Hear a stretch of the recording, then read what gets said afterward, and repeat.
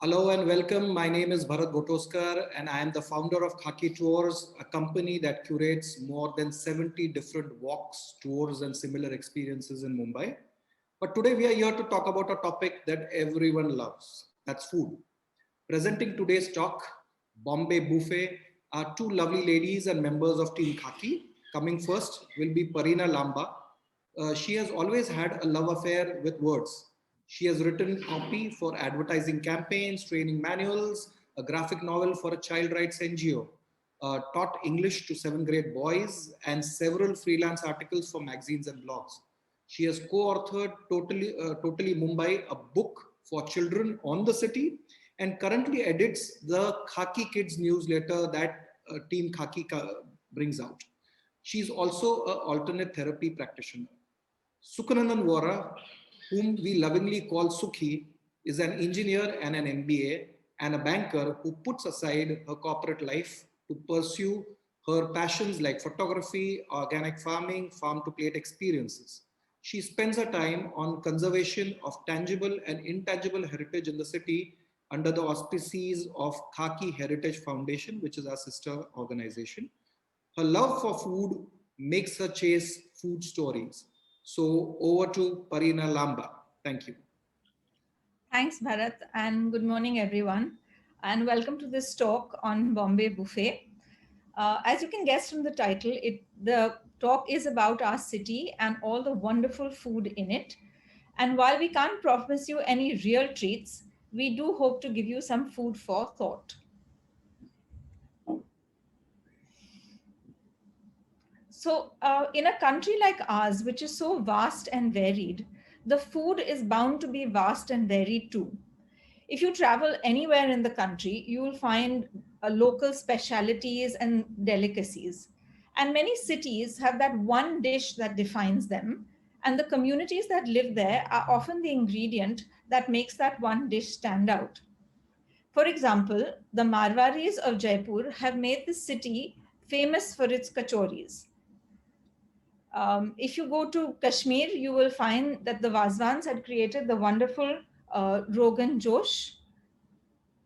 And from Agra, we get the delicate white translucent petha, which was specially made for Emperor Shah Jahan by his royal cooks.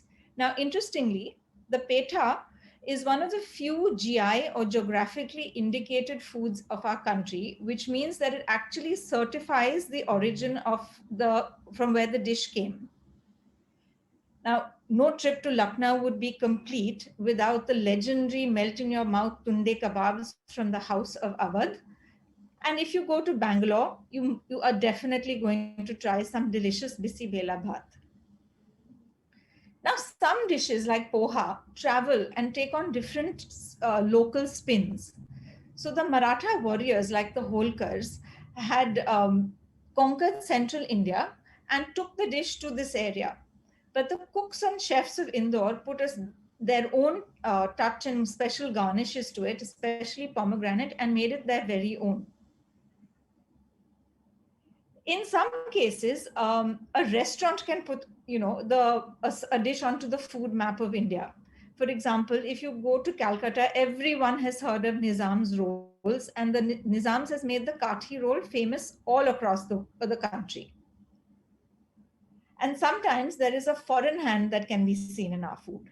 And a great example of this are the momos, which came to India with the Tibetans, and Dharamsala, where they settled, has now become synonymous with this food. But what about Mumbai?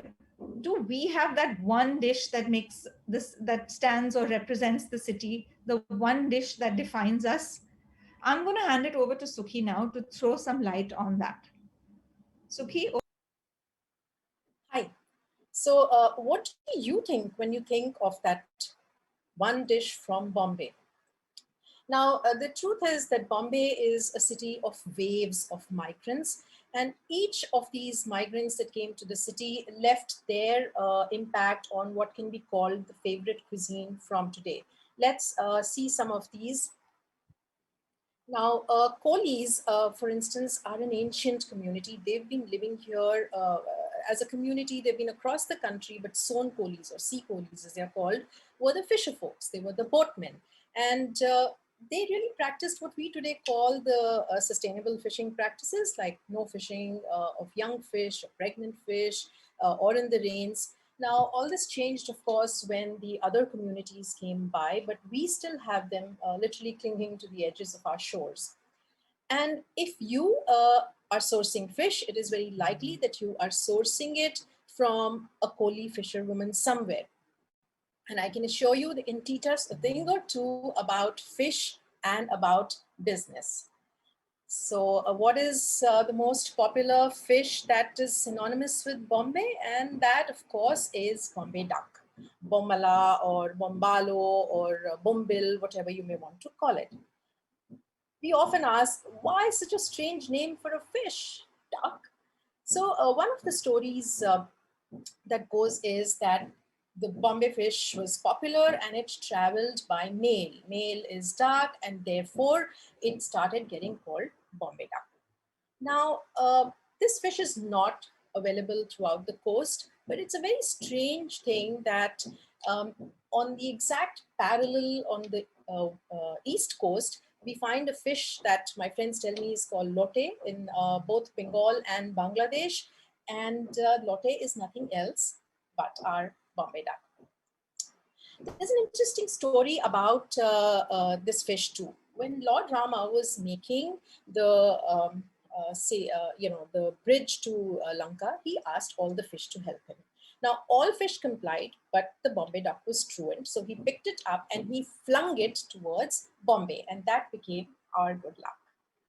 Now, you can see Bombay whether you eat it or not. You can either see it on your plate, but chances are that if you live in Bombay, you have seen it dried or drying in the city. Not only does it make a great photograph, but it is a delicacy, and the dried fish travels out of Mumbai even to Britain.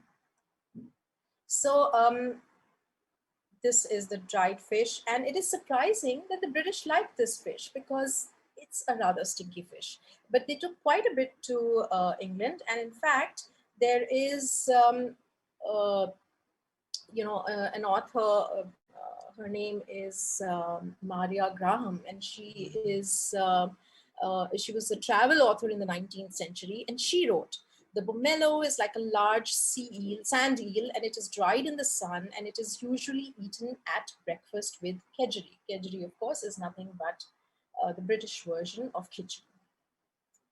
So, of course, Bombay is fond of its, bhangra and surmai and our darling pomfret, and we love our prawns. But really, Bombay duck is that one fish that has a special place in our hearts. So you can go to any seafood place, whether it is Apurva or Pomantak or Sarkar or Gajali or Mahesh Lanchom, and you are sure to get a good Bombay duck. And Britannia makes a mean version of Bombay duck as well.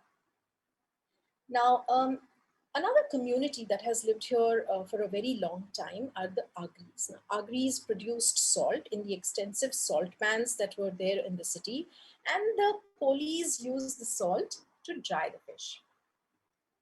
Kunbis were another community. They were the agriculturists. They are the ones who grew rice. But another community that has been here for a long time are the Bhandaris. They later became guards in the police force, but they were the original toddy tappers and they lived off the land. There's a story that says that Lord Shiva went to war against a demon. He was thirsty and tired. He was sweating. From a drop of sweat of his, a Bhandari was born. He was thirsty, so he created the palm tree and he asked him to get him something to drink. The Bhandari climbed up and got him what we call today Neera. Now, Neera is still sold in, and not just in Bombay, but along the coast. It's a sap of the palm, and Neera ferments into toddy. So, what connection does this toddy have with Bombay food? Let's check that out. For that, we need to go back a few centuries to Goa. The bread-eating Portuguese found that they had landed in the rice bowl. Now, far away from home with no access to bread, but they really craved their crusty bread that they needed for dinner and for their holy communions and so on. But the devil lay in the fact that there was no yeast. Some smart people found that the fermented toddy will replace the yeast, and they added toddy to their dough. And from that, we got our favorite pav. It was initially made on an open flame till the ovens came around. Now, there is a popular story that says that the bakers knead the dough with their feet, and that could possibly explain why it's called pav. That's absolutely wrong, because pav is nothing but the Portuguese word for bread, and we continue to use that. Of course, bread today is no longer made with toddy, though of course in Goa you do get something like surecha pav, suresh toddy. But eventually from Goa, the migrant Goans came to Bombay, and they brought with them the skills to bake bread. There's not just one kind of bread pav, but there are many other kinds of breads that Goa and eventually Bombay made as well. You have the poi, and you have the katre pav and kangkong, that bangle-like thing, and undo, and these were made by the bread by the poders, or the bread makers were called, and you can still taste these in Goa, and some of these you can taste in Bombay as well. But have you seen these? This interesting dish is somewhere between a bread and a puri, and this is none other than the fugia, which the East Indians, the Bombay East Indians eat. And, as we go along, we'll find many other roles that pav plays in our life. But let's step back to the 1800s. The Portuguese are pushed aside, and the British are, trading and have a lot of wealth, and they're traveling. And they brought the club culture to London in the 1800s. This is an image or a rendition of a club from Pall Mall in London. This provided the businessmen, some space where they could entertain, and they could travel, and they could meet people. Here's another club. And any idea what this place is? Well, you would be surprised to know that this place is none other than what was the Baikala Club. It was actually built far outside Bombay, amongst coconut groves, and jackals used to come here occasionally. It was built in 1833 as a residential club for the visiting and the local dignitaries. And it became a place for them to conduct their business without having to set up an entire establishment. Now, as I was going through information about the Baikala Club, I came across an interesting recipe from what was served in the club, and that's a Baikala Souffle. If you read this, you will know that Baikala Souffle used isinglass, which is nothing but what we call gelatin now, and liberal use of alcohol. So I am sure it tasted so divine. But if you are like me, you probably associate club with club sandwiches. Now, these delicious triangles originated in the US in late 1800s, and upmarket hotels like Waldorf Astoria started serving them on their menu, and their guests included royalties. So the club sandwiches traveled back from America to UK and started becoming a part of cuisine wherever the Britishers went. But even before that, let's not forget that the sandwich was popularized in England in 1762 by John Montagu. Now, as the story goes, he was an inveterate gambler. He had a 24-hour gambling streak in which he couldn't take his hands off, and he told his cook, serve me something that I can eat with one hand and something that won't interfere with my game.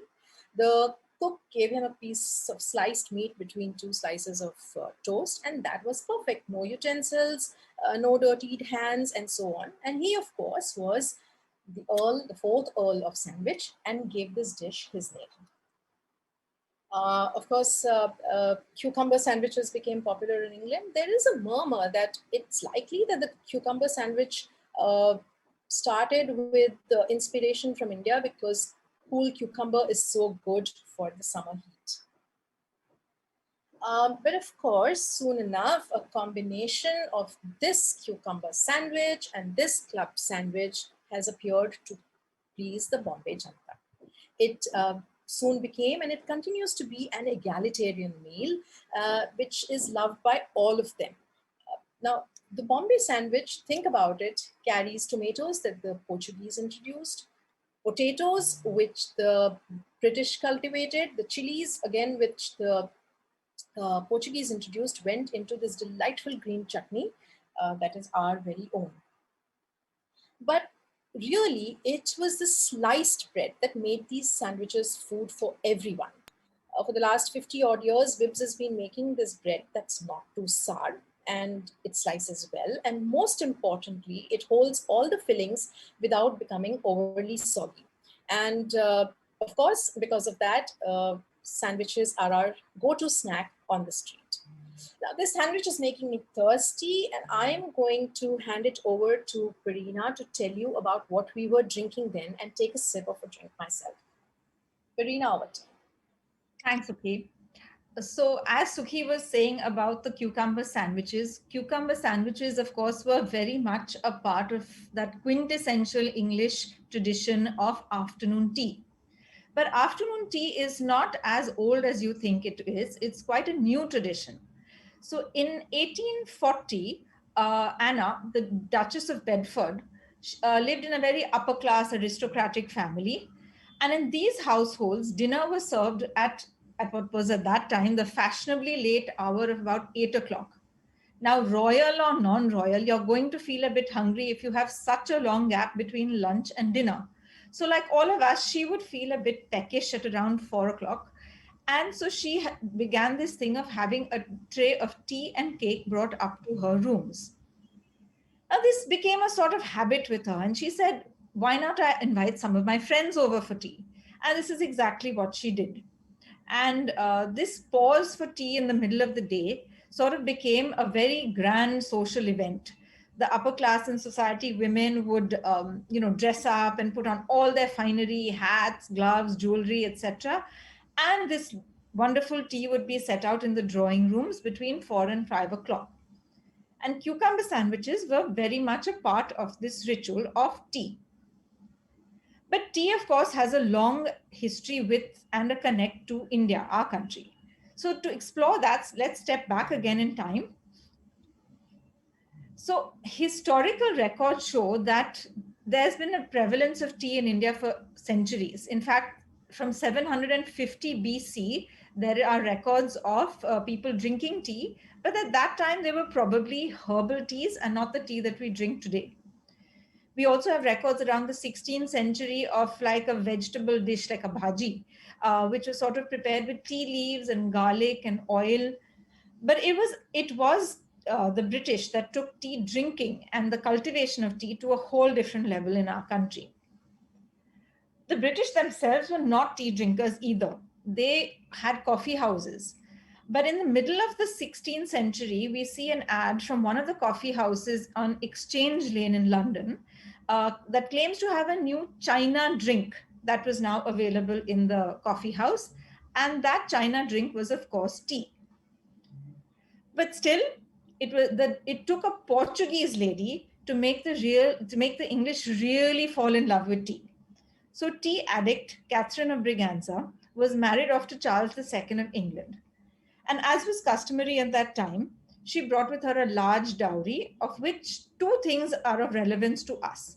One was she brought with her the islands of Bombay as a part of her dowry and an enormous chest of tea. So it was she who really popularized tea drinking in Britain. And she really made it popular because once it caught on, the British were just guzzling cup after cup after cup after tea. And at this point, all their tea came from China and it was costing them millions of pounds because it had really taken off. But they didn't want to be dependent on just one source of tea. So when they colonized India, they decided to try and take up tea cultivation here on a grand scale.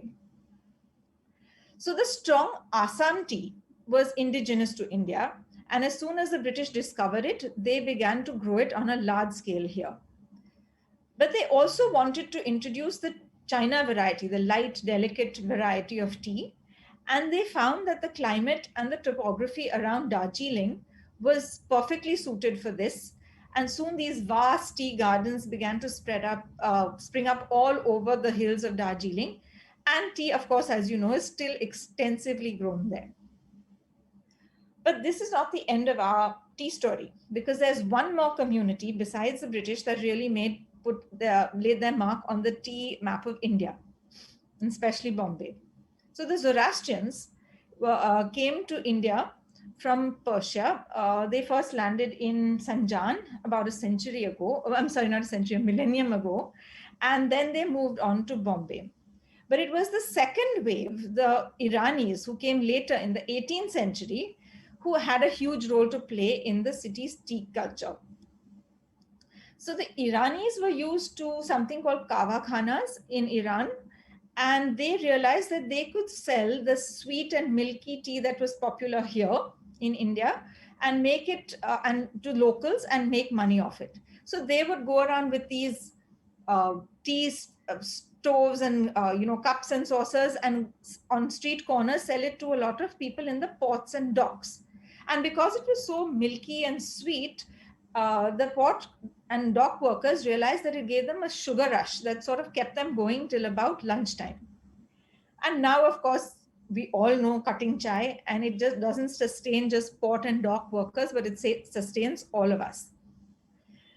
Now, the Iranis were doing really well with this business, and they became so successful that they actually set up proper establishments, which were then known as chai khanas, or as we know them, the Irani Cafes. And I'm sure most of you have been to an Irani cafe at least once. And when you've been to an Irani cafe, the ambience is totally different from any other kind of cafe. It has a very sort of European vibe. It has these marble top tables and very particular bent wood chairs and cloths, checkered tablecloths. Some even in the olden days had these grand chandeliers. And these guys were really great marketers, and they didn't want to, they wanted to pack in as many tables as they could. So they often created a mezzanine floor, and so to pack in the crowds and put in more tables. They had the luxury of not having any social distancing at that time, at least. And they had another genius idea, which is that they introduced the concept of a family room. Now, a family room was just a sort of secluded, private, discreet space within the restaurant, which was either partitioned off or it had these beautiful wooden swinging doors. Now, this, of course, made the Irani cafes very, very popular amongst courting couples. But, and they were very welcoming. The cafes were very welcoming to people of all religions, and and communities, and they were also very considerate of that. They had these different colored crockeries to segregate food that was served to vegetarians and non-vegetarians, so that they didn't upset anyone's sentiments and any one community. And this was also a reason why they became so very popular. Now, you can't just serve one thing. You can't just serve chai at a cafe. So they sort of diversified into other things, especially bakery products. They partnered with Goan bakers who, like Suki said, had migrated here earlier, and began to send buns and all sorts of delicious biscuits and the very famous brun pang. Now, the Goan bakers sort of relocated later to Bandra, where you'll still find a lot of Goan bakeries. But the brun maska stayed very much on the menu of the Iranian cafes, and it sort of became our version of the afternoon and the morning tea. And in my opinion, at least, it's much yummier with all that butter slathered onto those hot loaves of bread. And it's a mainstay of any Irani cafe you'll go to now. Now, the Zoroastrians also, of course, introduced other very popular dishes like dhansak and patrani machi, etc. But that can be a whole other talk. So I'm going to let Sukhi take you back and explain what other communities, how they contributed to our food. So Sukhi, if you finished your chai, you want to take over? Sure. Thank you, Pereena. So Irani cafes had sprung up not just in town, but they had also expanded to Matunga and Dadar. As Bombay was growing, it was getting more industrialized, and it was land of opportunity. This possibly also became a cause of the downfall of Irani restaurants. Let's see how. Now, you know, there was an influx of Madrasi migrant population, and to cater to them, they came a set of Saraswat Brahmins from Udupi near Mangalore, and they started making food that the South Indians so loved: the idli, the dosa, the rice and sambar. So Cafe Madras and in the Matunga area, predominantly inhabited by the South Indians, and Anand Bhavan and Cafe Mysore started serving them food. Now, are my geography skills so poor that I call it Madrasi food? Well, go back to those times. At that time, Madras was not just a city. Madras presidency was literally a neighbor of the Bombay presidency, which is why we end up calling them as Madrasis in the city. So, who were the biggest clients of these eateries other than the South Indians? Now, those were absolutely the Gujaratis. They love to explore new food, and certainly vegetarian food is something that they would love to explore. And a lot of these eateries started becoming available for them to eat. After the Saraswat Brahmins, the Bunts came in and they set up a lot of eateries that are even now popular. And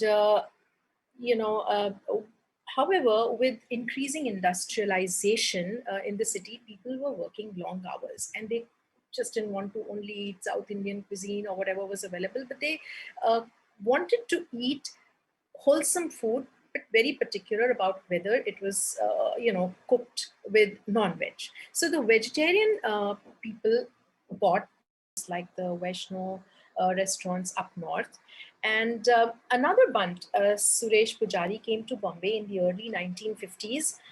He set up small eatery, that he started selling sandwiches and idli and fried rice. But of course, he made the taste of this food very catered to the Gujarati taste with a little bit of extra tang and extra sugar. And he called this place Sukhsagar. As you can see, Sukhsagar menu has many, many versions on variations of South Indian food. Though, of course, today it includes not just this, but the Jain versions of these dishes and, of course, continental and other cuisines as well.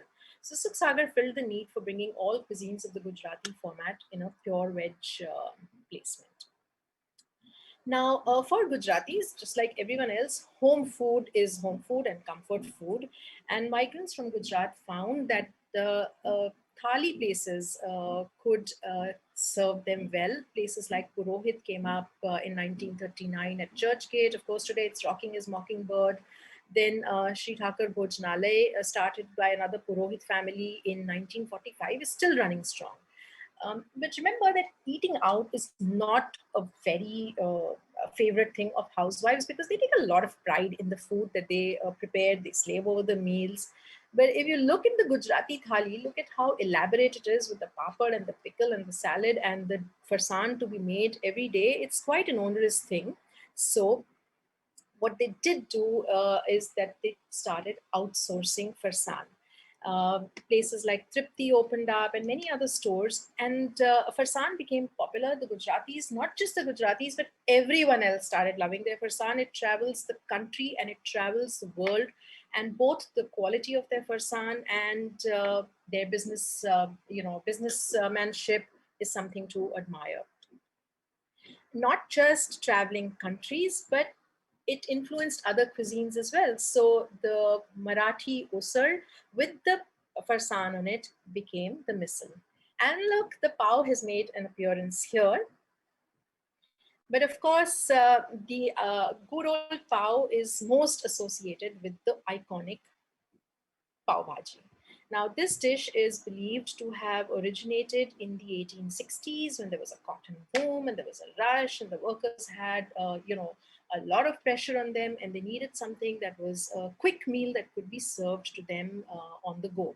Of course, it's very likely that at that time, Pav Bhaji never had the garnishings that we get it with today. Butter came much later. But there's another interesting story that we've come across, and that is that a person called Kanhaiya arrived in Bombay at Bhuleshwar and wanted to set up a keema paratha stall. Now, he very quickly realized that Bhuleshwar was a wrong place for non-veg. So he decided to make a veg keema. he gathered a lot of vegetables and started mashing them on the tawa, very much like how keema is done back home in Lucknow, and realized that he didn't need a paratha at all. He took the pav, and of course, here we have an iconic dish.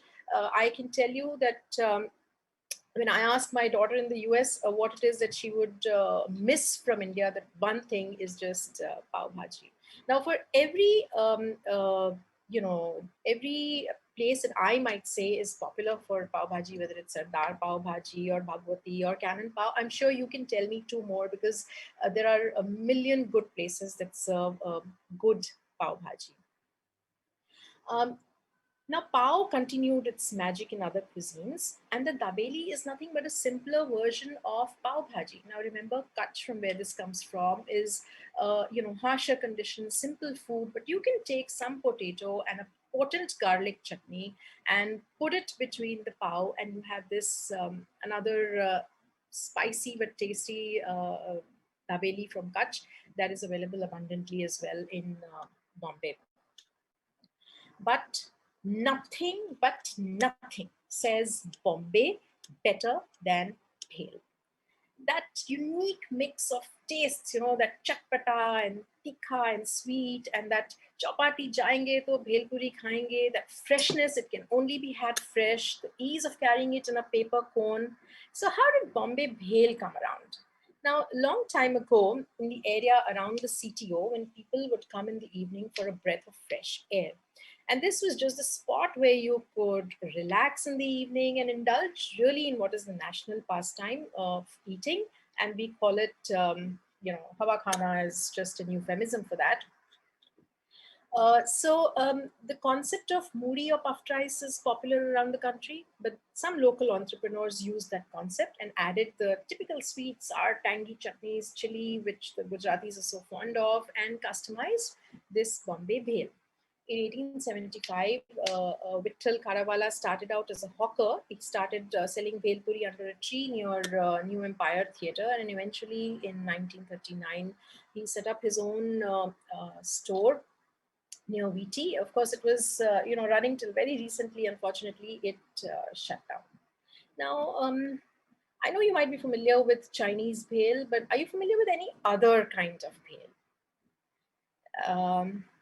That is not just a bhel, but a non-veg bhel, and that's called from a place called Barahandi. Now, Barahandi, and that too from Surat in Gujarat, a non-veg bhel. Let me tell you about it. There are these 12 handis that are sunken inside, and different parts of meat go into each of these. You can have paya in one, and you can have a very rich nihari in the other, and pichota and sukha and whatever else, and nalli in all of them. And they are heated for 8 to 10 hours from below. If you are in Bohri Mohalla, you can, where this picture was taken, you can have a mix of these meats, and that becomes the bhel. And you can then take some kebabs from a store next door, add some marrow into your plate, and ask for a kamiri roti, which is originated from Iran, from a tandoor next door, and you can have a sumptuous meal. If that's what a Bohri Mohalla sells, what do the Bohris eat at home? Now, Bohris are traders from Gujarat and with influence from Yemen. And Arabic and Middle Eastern style of food has influenced their cuisine, but their etiquette of food is particular because they believe in community eating. So a traditional meal will start with a pinch of salt. Like many other cuisines in Bombay, in India, it's supposed to cleanse your palate and sort of help your gut. What's really good about this meal is that they start first with the meethas or the sweets, and then they go on to the kharas. And I think that will please kids of all ages. Also, we have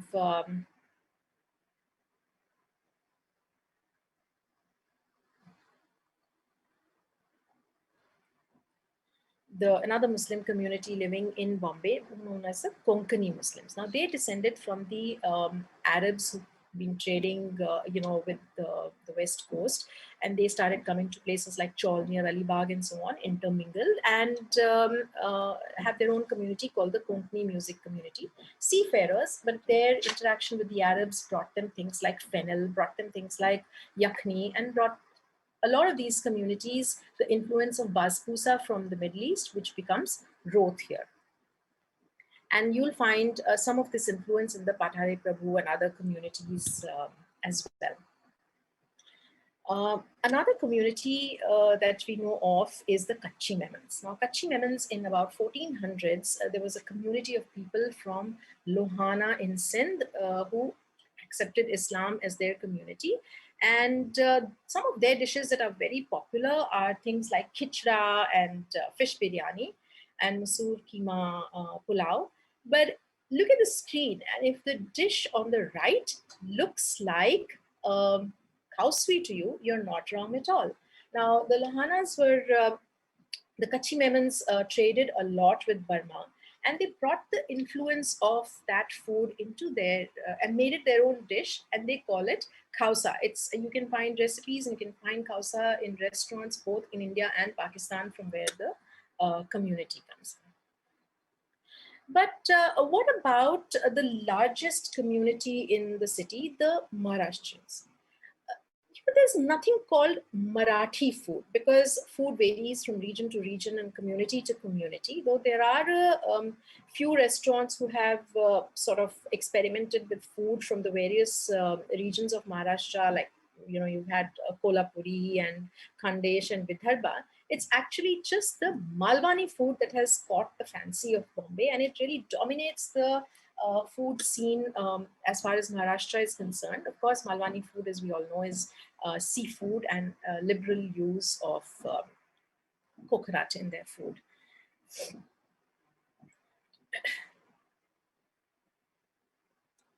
Now, another community that really loves its seafood is the Pathare Prabhu. So just a quick mention of them. They're, of course, also one of the oldest communities of Bombay. What they're really known for is for peepifying every dish. So they have actually made a, prawn version of keema and prawn version of karanji and, upma, and also the undio with prawn, which they call kara. So, moving on to back to the migrant workers who were living in Bombay, they couldn't get their home meals. So carnivals came in, and these were brought in by the Bhandaris from the Sindhudurg area. They set up these carnivals in the chawls near the, in the chawls of Girgaon and Parel and Dadar. The workers worked close by, they lived close by, and eventually a lot of these carnivals, so they were very community kind of food, but a lot of these carnivals eventually became what we today call gomantaks that you might have seen in the city. Carnivals were pretty much like the dhabas of the north. What about the vegetarian Maharashtrian food? Now, obviously, not all Marathis are non-veg, but the reality about the Maharashtrian Brahmin food is that it is very ritualistic. It includes offering food to the god when lunch is cooked, so Naivedya must be done, and so on. So there were some carnivals which were run by, Brahmin widows. But if somebody, an outside community, wanted to come and eat in these as a restaurant, it was absolutely not commercially viable because these rituals will be too cumbersome. Which is why we don't really have a good Marathi veg meal. Somebody was asking me about that this morning. But to circumvent this, Marathi eateries focused on snacks. Now, snacks did not have these cumbersome traditions. So you can get your kotmir vadi and your kanda bhajia and pohe and fasting food like sabudana vada and sabudana khichdi. This legacy survives in Vinay Lunch Home and Panchikar and Tambe and so on. And so we now know why Marathi veg thali is so difficult for us to get in the city. Now, boiled eggs, bananas, and vada paos. These are ubiquitous on the Bombay streets, the filling, low-budget meals of the common man. How did vada pav come along? It seems that there was a person called Ashok Vaidya. He put it together. Now in 60s, Balasaheb Thackeray appealed to the Maharashtrians, wo UDP walon ko dekho, so much enterprise, do something like them. And he got inspired by that, and he set up a stall somewhere near Dadar to cater to the workers who were traveling to the mills. And he started selling poha and vada. And then one day, as an experiment, a person next to him was selling omelette pav. He took that pav, put the vada in it, added a spicy chutney, and of course, as they say, the rest is history. Vada pav is often called Bombay's answer to a burger. Question is there a Bombay pizza as well? Well, you know that pizza was nothing but a poor man's open bread. Now, a Zunka Bakri is probably a likely answer to that.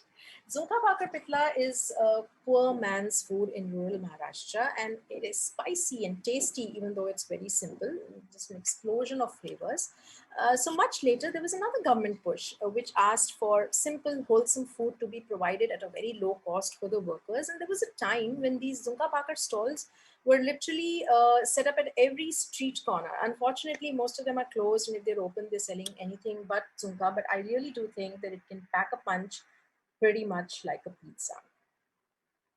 So bhakri, as we know from the Zunka Bakar, is itself a very popular contribution of the Desh cuisine in Maharashtra.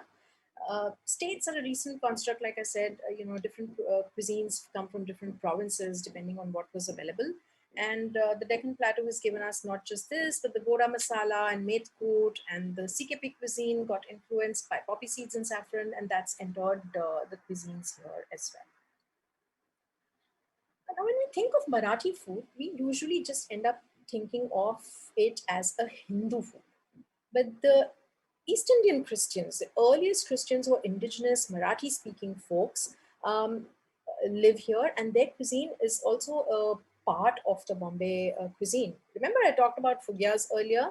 Now, their food includes things like sorpotel and crab curry and chicken roast and arroz and kulkuls that you get in the kuswars.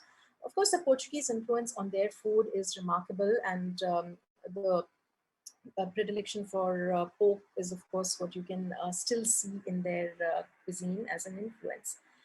But the prized item that you may or may not know about from the East Indian cuisine is the bottle masala. Now, every summer, the ladies get together, they dry out these masalas with a very, very secret recipe ingredient list.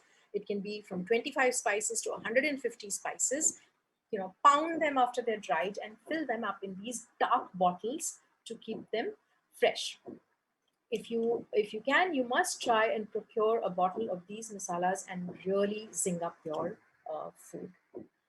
Now, I'll take you to another cuisine that is almost like a comfort food for many of us. But let's step back and see.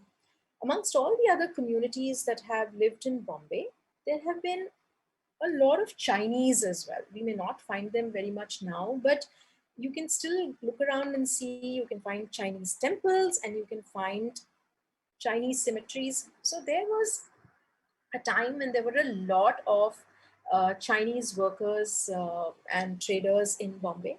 And in fact, I'm told that in about 1895, the first Chinese restaurant opened up in Bombay. It was called Lok Jun, and it was on Shuklaji Street. I'm fairly convinced that the Hindus and the Muslims did not venture into these restaurants, but slowly the number of Chinese restaurants grew in Bombay. But of course, our knowledge of Chinese food has, and coming from different provinces, has usually been very low or none at all. And some of the initial hotels restaurants that opened up, like Camling, were all Cantonese food. Then Flora opened up, and they introduced some more Chinese restaurants, dishes as well. The Golden Dragon at Taj introduced Sichuan cuisine, which was different from what we had so far. But the credit to introducing Chinese food to all of us goes to this person called Nelson Wang. Now, he created the Indo-Chinese food. What he really did was that he was in Bombay, he was a chef at CCI, and he created chicken Manchurian. Remember, Manchurian is not a dish in China at all, but he took the Indian spices that we like, added the Chinese sauces and the soya and everything else, and made chicken Manchurian. Um, of course, his restaurant, China Garden, became hugely popular, toast of the town, and opened the floodgates to the Indo-Chinese cuisine that we so love. So gobi Manchurian became ours, and there were chow mein stalls at every street corner, not just in Bombay but all over the world. So for kids growing up in the 80s, Bel Puri, Pav Bhaji, and chow mein were the comfort foods. And we have, of course, our own cuisine that we call Indo-Chinese, and it has no resemblance to the authentic Chinese.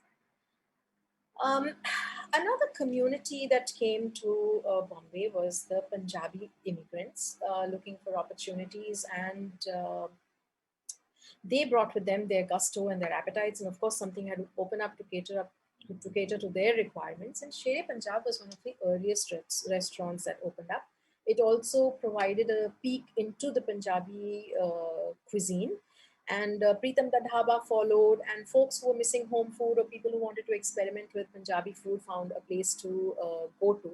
Of course, eventually these Punjabi places adopted the Mughlai food and the frontier food and made it their own. But of course, Punjabi food adapts to local tastes. Now, prawn koliwara is the best reflection of that. Remember that Punjabi food has almost no seafood because it's a land-bound place, and the best you had was the Amritsari fish fry.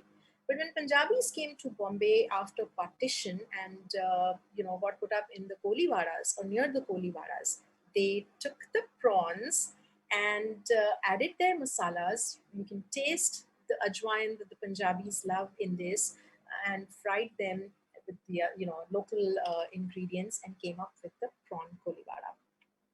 Now, with this, I think that we've really come back a full circle to the Kohlis from whom we started, and their connect to the food in this city that we so love.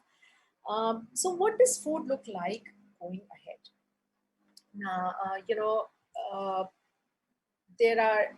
It's not easy to go to multiple restaurants and find different cuisines, but there are a lot of street food festivals. There is seafood festival that happens in Juhu. There is Mahalakshmi Saras where you can taste the local cuisines. It's a great way to stay in touch with our food heritage, which is an intangible but an important heritage for the city. In last a few years have been tough for the restaurant industry because, let's face it, it's very onerous to pay the rents for running a restaurant. But as we speak, even though eateries are closing down, cloud kitchens have come to our rescue because you save on the cost of the eating space, but you can run a kitchen and provide authentic cuisines to different people. Along with that, home kitchens have come up, and home tables are an amazing experience because not just tasting the food, but also getting a sense of the culture of the community as well. So that's a great way to taste food from different communities. We also have such a plethora of talent sitting at home. Each one of us has a favorite nani or dadi ki recipe that we can turn out really well, and that we usually share with our friends or family. So today you have apps like Authentic Food Stories or Authentic Cook or Mytree, which put together people who create the good food and people who want to taste the good, authentic home food. And this food can either be donezoed or refasted, or unlike Mytree, it can just be a hyper-local app where you can pick it up right from your neighbor. And it's so easy for a home chef to acquire these ingredients either online or from places like Star Bazaar that are well stocked with them, and create and maintain this food heritage and fulfill our desire for good food. So with that, though there's so much more that we can talk about Mumbai food, but I hope that we've piqued your interest and tickled your appetite for your lunch today. Thank you. I'd like to now call on Bharat and Pereena to join me, and we'll answer any of your questions that you may have. Yeah, so a lot of questions that can clearly be seen here. Most of them were in the initial part of this interaction, your presentation, which was there. First, I think so, what intrigued a lot of people, I think so, was Fugias, right? So Rashmi mentioned about Fugias, but if you can tell where Fugias would be available if somebody has to buy. Well, Bandra would be a great place to start because a lot of East Indians who stay in Bandra would be able to. I think so there's a place called Andorra which sells it. Andorra, yes.